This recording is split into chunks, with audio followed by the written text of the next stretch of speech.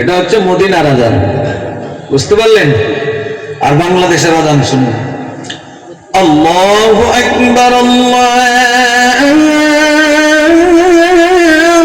আকবার, আল্লাহু আকবার, আল্লাহু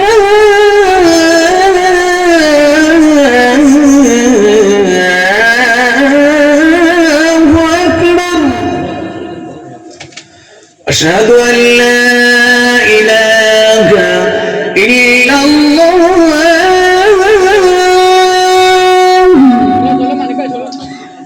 আশহাদু আন লা